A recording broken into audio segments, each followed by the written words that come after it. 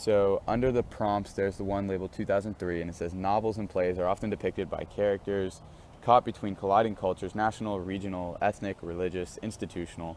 Such collisions can call a character's sense of identity into question. Select a novel, craft a well-organized response in which you describe the character's response and explain its relevance to the whole.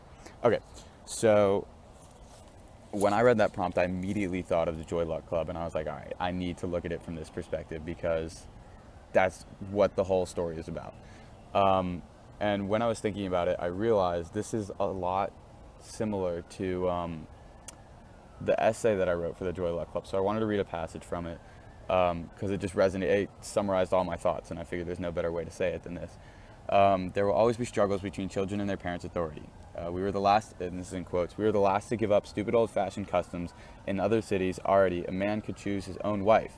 That was on page 45. It was Lin Dozhong was, basically she was bringing to light the fact that her parents were being too traditional by choosing her husband. And I wanted to address the fact that when you're talking about culture, so there's this constant struggle throughout the whole novel, there's this constant struggle between the daughters and the mothers who are trying to impose Chinese culture and Chinese tradition. And impose is a strong word. It kind of has a negative connotation to it, but really they want their daughters to be like them in a sense. They want them to understand and reflect the rich culture of China, which they bring with them. But then again, they're raising their daughters in an American society. I mean, they were born in America, or most of them were born in America. I mean, they're Chinese Americans. They're going to have large chunks of their culture, and their identity is going to resonate with American culture, and that's just the bottom line. So there's always going to be that struggle, but I just wanted to point that out. And one of the things that's present throughout the whole novel, and if you've ever met someone with that kind of cultural background, you'll know respecting one's parents is a very, very crucial aspect of Chinese culture. I mean, you do what you're told. Like, your parents' word is the final word. I mean, that's just that's the end all, be all. What your parents tell you to do, that's it. But that's very different than American culture. In American culture, there's this kind of sense of youth-like individuality. Plus, I think that also ties into the fact that Amy Tan, the novelist, or the author of the novel, she had that same kind of feeling as Jing Mei Wu. Like, she kind of wrote the story through that perspective, given that she had a lot of tension with her mom. As we saw in the interview module with her, she never felt like 100% in sync with her mother. She thought there was always going to be tension there because of the two different cultural backgrounds.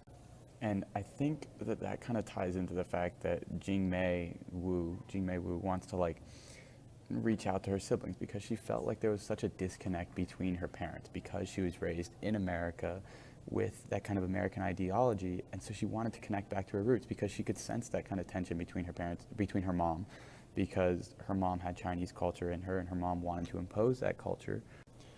So whenever two cultures collide, there's always going to be tension, even if it's between like parents and children. Even that kind of close generational link can still have tensions when they're separated by different strong cultural backgrounds and identities.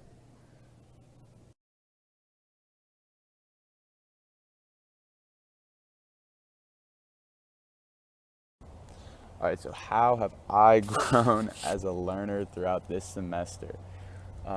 Well, I've never taken an online class before. I've always been in like IB or honors or something like inside a classroom. So this is a fairly new experience for me. But I got to know my tendencies and my ability to work within a very crunched timeline on my own. I mean, I spent the first couple of weeks really not going at the pace that I needed to go at.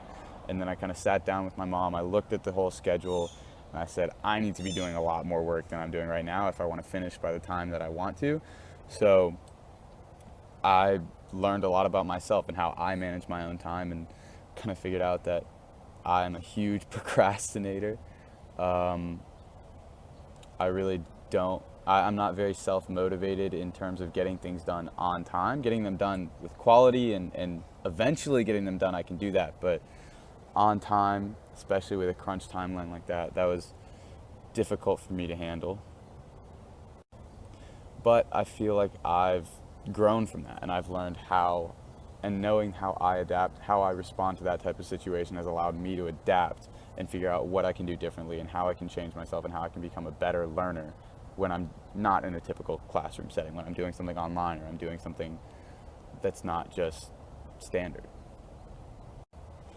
In my opinion, the TED Talk for Equal Justice, that by like Dr. Brian Stevenson, that one, it was under the we need to talk about an injustice prompt. I think it was like it was the second one that we did. That one was the one that resonated with me the most. I mean, watching that TED Talk, I used to watch TED Talks all the time, but they were always about like energy or something like that. I never watched one about like race or crime or something like that.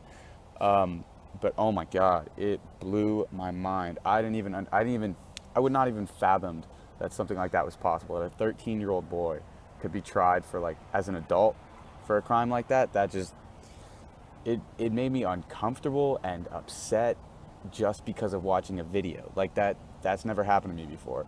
But then the discussion that came after it was really, really cool to watch. I mean, a lot of people restated what he said in the video, but a lot of people also generated their own thoughts, and it was really cool to see how different people responded to different extremes. Like, I responded most heavily to like the fact that he was so young, and the fact that the child who he's defending, and the socioeconomic perspective that Dr. Stevenson took from it. The fact that where he said, I want to try my 14-year-old boy as a 65-year-old white executive, right? Like that was crazy. I mean, he tied together the whole race, the gender, like monetary, like economic status. He tied all of that together into like one huge statement, and it was really powerful.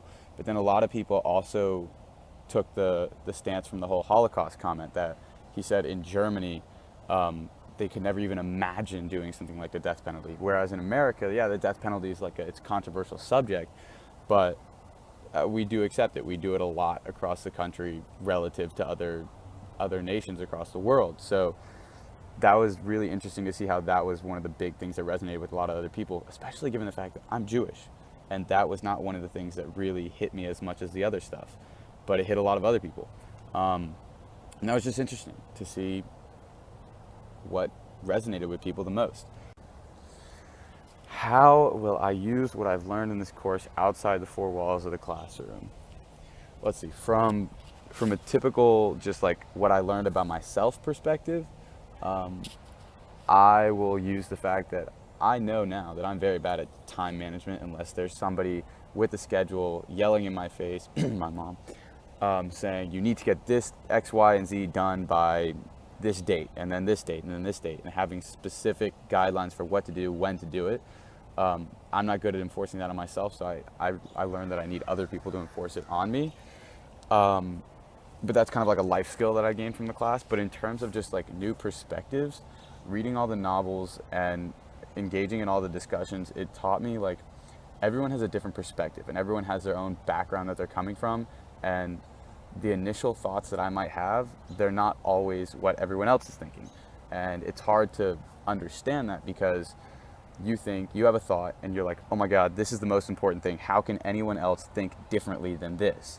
And you have to stop and you have to tell yourself, no, everyone else has their own different perspective, and that stems from the fact that they've had a different life up to now. They've had their own experiences, and they are viewing the same thing that you are, just with a different background, and that creates dissenting opinions. And it's hard initially to learn how to cope with that and to understand how someone else can have a different opinion than you, and understand the value of someone else's opinion instead of just saying, oh, you're wrong, you're different than me, I'm not listening to you. So that's one of the things that I learned in this class, because there's so many kids and you can just read all the different responses to the discussion questions, and you see such a range of responses and different opinions that are being posted. I just think it was really cool to see that and kind of gain that new way of thinking and way of understanding other people's opinions. And that's what I want to bring on outside of school and outside of class, and as I go on to life. I want to go into like meeting people knowing that they're going to have different perspectives, and knowing that I need to just acknowledge that different perspective and kind of learn from it. Maybe I could change from it. Maybe I could get my perspective to be different and my opinions to be different based on what other people say.